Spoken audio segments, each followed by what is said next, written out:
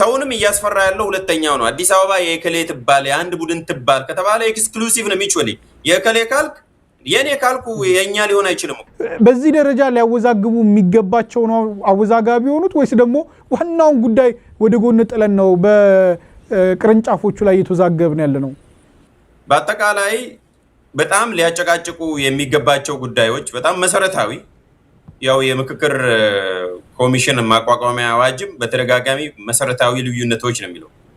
ስለዚህ መሰረታዊ የሆኑ ነገሮች ላይ ነው ወይ እየተከራከረን እየተጨቃጨቀን ያለ ነው ወይስ ቅርንጫፍ ላይ ነው የሚለውን በደንብ ለማየት እንዲመቸን የተወሰኑትን እስካሁን ድረስ የተወሰኑትን ጉዳይ ማለት ነው የተስማሙበትን መለስ ብለን ብናይ ጥሩ ነው። ምክንያቱም አሁን በተለያየ ሚዲያዎች ተዘግቧል።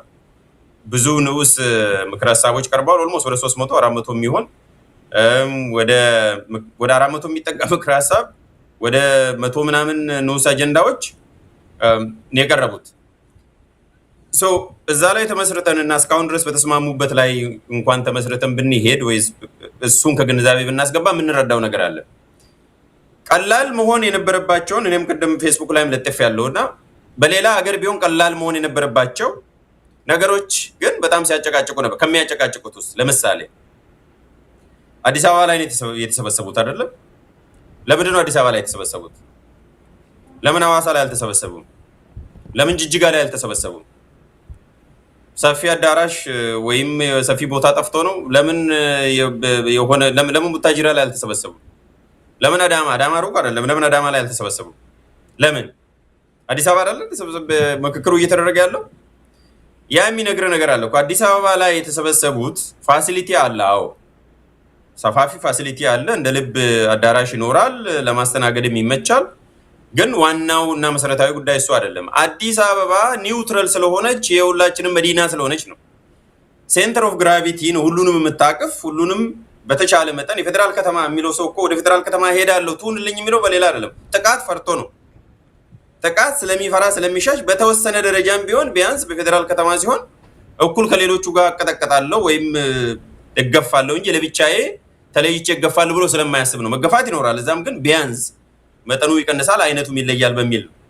ስለዚህ አዲስ አበባ ላይ የሆኑበት አንደኛው ምክንያት አዲስ አበባ ለረዥም ዘመን የኢትዮጵያውያን ሁሉ መዲና እና መተከዣ ሆና ስላገለገለች ነው። በሌላ መልኩ ደግሞ ይሄንን እዛው አዲስ አበባ ላይ ሆነው እየመከሩ ነው። አዲስ አበባ የከሌነች የሚለው ላይ የሚጨቃጨቁት ቢያንስ ቬሪ ፋክት እዛ ቦታ ሆነው እየተከራከሩ እየተወያዩ መሆኑን እና ሆስት ሆና እያገለገለች መሆኑን አንድ የሆነ ነገር የሚነገራቸው ነገር መኖር ነበረበት፣ መነሻ መሆን ነበረበት። የተቀመጡበትን መቀመጫ ወይም ዛፉን ነው የረሱት። በርጩማ ላይ ቆመው ነው ዛፉን እየረሱ ያሉት። በርጩማው ከዛፉ ነው የተሰራው። ከዋንዛ የተሰራ በርጩማ ላይ ቁጭ ብለህ ነው ዋንዛውን የምታማው። አንደኛ።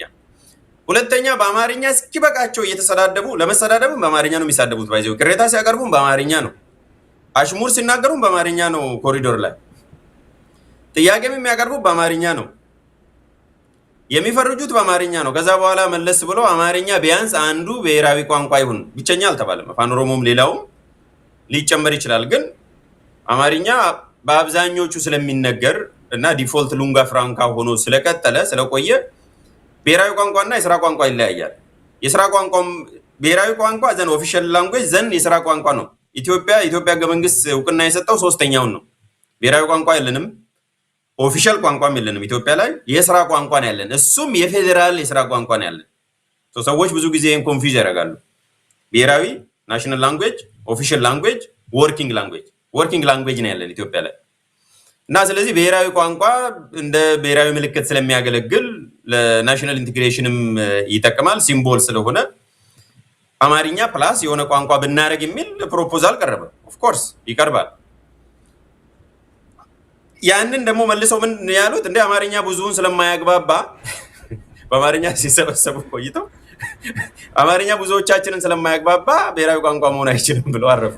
ሞገስ ሶሪ ላቋርጠ 4000 ሰው ከአራቱም አቅጣጫ ተሰብስቦ ውይይቱ በምን ቋንቋ ነው የተካሄደው? በምንድን ነው የተግባቡት? በአማርኛ ነው ውይይቱ የተደረገው። ትንሽ አማርኛ ለሚያስቸግራቸው ብቻ ነው ትራንስሌሽን በሌላ ቋንቋ በአፋን ኦሮሞም በሌላውም የተደረገ፣ ግን ዲፎልት የሆነው አማርኛ ነው። ሌትስ ሴይ ከ4000 ውስጥ እንደው ጄነረስ ከሆነ 3500 ሰው ይችላል አማርኛ እና 500 እንደውም በደንብ እነሱም ይችላሉ ግን ይሰማሉ በደንብ ለማይችሉት በጣም የበለጠ በሚቀርባቸው ለዛውም ኦፊሻል አይደለም ባይዘው ከጎናቸው ስለሚችል ከራሳቸው ቡድን እዛው ይተረጉምለታል አንዳንዱ ኦፊሻል ትራንስሌተር አለው አንዳንዱ እዛው ቡድን ውስጥ ያንን ቋንቋ የሚናገር ስላለ በቀላሉ የተባለውን እዛው ይተረጉማል በዋናነት ሲነጋገሩ የነበረው በአማርኛ ነው መጨረሻ ላይ ግን ወደ አማራጩ ሲመጣ እንዴ አታዩም እንደ አማርኛ እኮ አያግባባንም ብሎ ነው የወጡት ከዛ ሌላኛው የኢትዮጵያ ታሪክ ላይ የነበረው ኢትዮጵያ ታሪክ የላትም ሳይሆን የታሪክ ሽማያ ላይ ነው የነበረው ማን ምን አደረገ በጭቆናም ይሁን በእኩልነትም ይሁን በምንም ይሁን ረጅም ታሪክ አለን የሚለው ላይ ተስማምተዋል መነሻ ላይ ከዛ ሽማያ ውስጥ ገቡ እንደውም እኛ ነን የበለጠን ለኢትዮጵያ አስተዋጽኦ ያደረግነው በሚገባው ልክ የኛ አልተሰማም የሚል ነው ሌጂቲሜት ነው ይሄኛው ዞሮ ዞሮ ግን ረጅም ታሪክ ያላት ሀገር መሆኑን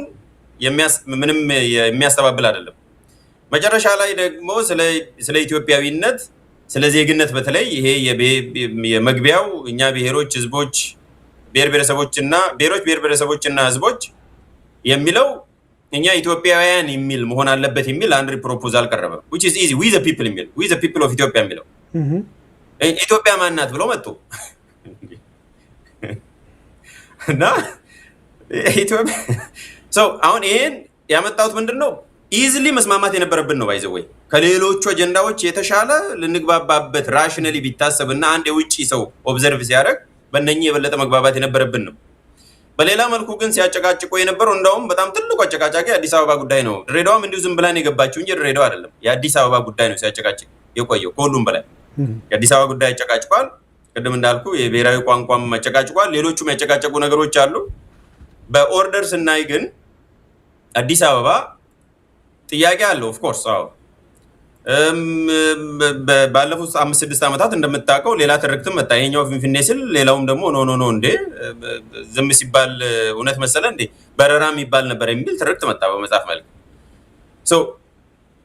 መሀል ላይ ግን የአብዛኛው ህዝብ ኢቭን ዊዝን ኦሮሞ ኮሚኒቲ ውስጥም ሆኖ ማለትም እዛው ፖለቲከኞች ማለት ነው አዲስ አበባ የኢትዮጵያ ዋና ከተማና የፌደራል መቀመጫ መሆኗ ሞር ኦር ለስ ኒውትራል ሆና ስታገለግል እንደነበረ ሪኮግናይዝ ያደረጉና በሌላ መልኩ ግን አዲስ አበባ ከኦሮሚያ ጋር ያለ ግንኙነት የሚለው እዛ ህገ መንግስቱ ላይ ያለው አንቀጽ 49 ንዑስ አንቀጽ 5 ላይ ያለው ሲተረጎም ሁለት ቡድን ተፈጠረ አንደኛው ያ እንዳለ ይተርጎምልን የሚል ነው ወደ ስራ ይግባ ምንድነው ለምሳሌ ከአገልግሎት ጋር ተያይዞ ጆይንት አድሚኒስትሬሽን ጋር ተያይዞ የሚለው በደንብ ተደርጎ ተተንትኖ እዚሁ አዳራሽ ላይ ግልጽ አድርገን እንሄድ ይፍታታ የሚል ነበር ያቀረበው አንዱ ግሩፕ which is okay somehow at least ህገ መንግስቱ ላይ ስለተቀመጠ ሌላው ያንን የማይቀበለው ነው ከውጪ ያለው ከነሱ ውጪ ያለው ነው መከራከር ያለበት መጀመሪያውንም ልዩ ጥቅም የሚባለው ያ መግባት አልነበረበትም እንዳው አንቀጽ 49 መግባት አልነበረበትም 49